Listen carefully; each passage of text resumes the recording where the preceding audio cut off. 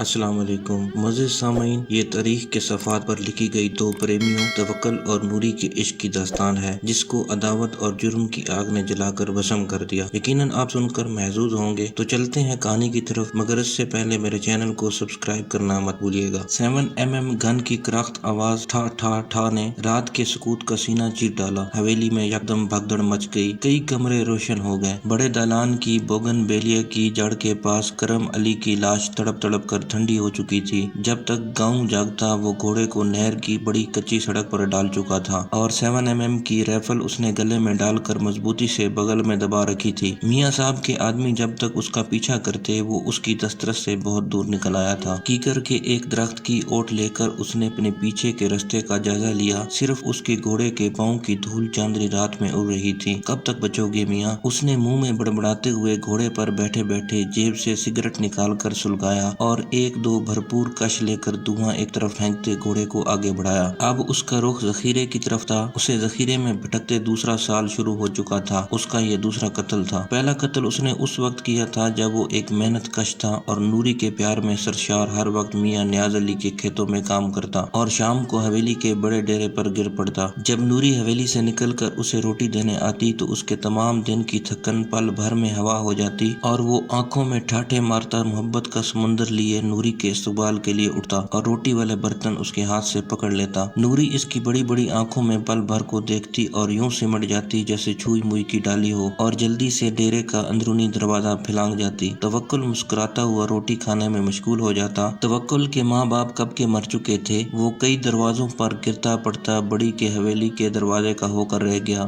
دوسرے کئی ملازموں کے ہمراہ وہ بھی حویلی کا بے دام غلام ہو گیا۔ حویلی کا قانون بہر کے قانون سے ذرا مختلف تھا۔ یہاں نوکروں کو صرف دن کام کرنے اور رات آرام کرنے کی اجازت تھی۔ ان کے نزدیک کوئی خوشی اور دکھ اہمیت نہیں رکھتا تھا۔ سال میں 2-3 بار لباس ملتا اور گاؤں کے موچی سے 2 بار جوتے۔ حویلی کے اندر کام کرنے والی نوکرانیاں بڑی بی بی جی کی محتاط تھیں۔ کیا مجال جو بڑی بی بی جی کی مرضی کے خلاف کام ہو سکے۔ میاں صاحب کے 2 بیٹے اور ایک بیٹی تھی جو شہر میں پڑھ رہے تھے۔ وہاں ان کی دوسری بیوی کے پاس رہتے جس کو چھوٹی بی بی جی کا رتبہ حاصل تھا۔ میاں صاحب اپنے علاقے کے با اثر آدمی مانے جاتے تھے۔ نوری میاں صاحب کے پرانے ملازم علی محمد کی چھوٹی بیٹی تھی۔ بڑی بیٹی اس نے ساتھ کے گاؤں میں بیاہ دی تھی اور لڑکا شہر میں میاں صاحب کی کوٹھی پر رہتا۔ توکل اور نوری ایک ساتھ پروان چڑھے تھے، اس لیے اندر ہی اندر ایک دوسرے کو دل دے بیٹھے۔ اکثر توکل نوری سے کہتا کہ نوری میں تیرے بابا سے تیرا ہاتھ مانگ لوں مگر بی بی جی سے ڈر لگتا ہے، پتہ نہیں وہ تیرے لیے کیا سوچتی ہیں۔ میں کیا جانوں، نوری چاروں طرف دیکھ کر دھیرے سے جواب دیتی۔ اچھا جاؤ، کوئی دیکھ نہ لے۔ نوری اسے جانے کا کہتی اور توکل ٹھنڈی سانس بھرتے دوسری طرف نکل جاتا۔ ایک روز باتیں کرتے ہوئے کرم علی نے دیکھ لیا اور اس نے منشی کو بتایا جو میاں صاحب کے لیے کھلی آنکھیں اور کھلے کان کا درجہ رکھتا تھا۔ اس نے جھٹ یہ خبر میاں نیاز کے گوش گزار کر دی۔ بس پھر کیا تھا، اندر نوری کی اور باہر توکل کی شامت آ گئی۔ بڑی بی بی جی نوری کے دونوں ہاتھ چرپائی کے پایوں کے نیچے رکھا کر اوپر خود بیٹھ گئیں۔ نوری کے مارے درد کے چیخیں بلند ہونے لگیں۔ کیا مجال تھی جو محمد علی زبان سے اف بھی کرتا۔ اس کی بیٹی کے ساتھ اس کی موجودگی میں وحشیانہ سلوک کیا جا رہا تھا مگر وہ بے بس تھا۔ وہ حویلی کے قانون کو بخوبی جانتا تھا۔ ادھر ڈیرے پر توکل کو چرپائی سے باندھ کر اس کی پیٹھ پر لاٹھیاں برسائی جا رہی تھیں۔ میاں صاحب تخت پوش پر حقے کی نلی منہ میں لیے ان کی چیخوں سے لطف اندوز ہو رہے تھے۔ جب اپنے دل کی حسرت نکال چکے تو اسے آزاد کرنے کا اشارہ کیا۔ پھر حکم ملا کہ آج سے تیرا حویلی میں آنا جانا بند، تو صرف ڈھاری پر رہے گا اور مال ڈنگر کی رکھوالی کرے گا، دودھ دوہے گا اور گوبر سنبھالے گا۔ نوری اس کی آنکھوں سے دور ہو گئی، وہ تڑپ کر رہ گیا۔ منشی اور کرم علی پر اسے قہر کا غصہ تھا مگر بے بس تھا۔ کبھی کبھار ملک تصدیق کے آدمی میاں نیاز علی کے ڈھور ڈنگر چوری کر کے لے جاتے، پھر میدان لگتا، دونوں طرف خوب رسا کشی ہوتی۔ یہ سلسلہ دونوں طرف سے چلا آ رہا تھا۔ توکل کو ڈھاری پر آئے کئی ماہ گزر چکے تھے۔ ادھر توکل کا نوری بنا برا حال تھا تو نوری بھی اس کے لیے پریشان تھی مگر دونوں بے بس تھے۔ ایک رات وہ ڈھاری پر اکیلا ہی تھا۔ سجوار کسی کام کی غرض سے شہر گیا ہوا تھا۔ گرمی کی راتیں بڑی جان لیوا ہوتی ہیں۔ مچھروں نے اسے تنگ کر رکھا تھا۔ اس نے مال سے ذرا ہٹ کر چارپائی ڈالی ہوئی تھی اور قریب ہی دھواں کر رکھا تھا تاکہ مچھر دور رہیں۔ ابھی اسے لیٹے تھوڑی دیر ہوئی تھی کہ کتے نے زور زور سے بھونکنا شروع کر دیا۔ وہ تیزی سے اٹھ گیا مگر چند قدم دور 8-9 آدمیوں کو دیکھ کر وہیں ٹھٹک گیا۔ وہ آدمی اسلحے سے لیس، منہ پر کپڑا باندھے ہوئے تھے۔ 2 آدمی اس کے قریب آ گئے۔ اگر آواز نکالی تو بھون کر رکھ دیں گے۔ وہ سہم گیا مگر جلدی سنبھل کر اس نے حالات کا جائزہ لیا اور فوری فیصلہ کرتے ہوئے اس نے اس کو مخاطب کیا، اگر تم ملک صاحب کے آدمی ہو تو میں خود یہ مال تمہارے ساتھ لے جانے جانے کو تیار ہوں، ورنہ جان دے دوں گا، مگر تم ڈنگر میری زندگی میں نہیں کھول سکتے۔ تم ملک صاحب کے پاس کیوں جانا چاہتے ہو؟ اس لیے کہ میں پناہ چاہتا ہوں، توکل نے نفرت بھرے لہجے میں کہا۔ انہوں نے چند پل آپس میں مشورہ کیا اور اسے ساتھ لے جانے پر رضامند ہو گئے۔ ساری دھاری کا مال اکٹھا کر کے ایک انتہائی خوفناک فیصلہ کرتے ہوئے وہ ان کے ہمراہ چل پڑا۔ اس کے دل میں نیاز علی کے لیے جو نفرت کا طوفان دبا ہوا تھا، اسے صرف ملک تصدیق کی پناہ میں ہی رہ کر پورا کیا جا سکتا تھا۔ دوسرے روز جب اسے ملک صاحب کے سامنے پیش کیا گیا تو اس نے ساری داستان کہہ سنائی۔ لوہا گرم دیکھ کر ملک تصدیق نے چوٹ لگائی۔ توکل، فکر مت کرو، تیرا اور میرا ایک ہی دشمن ہے،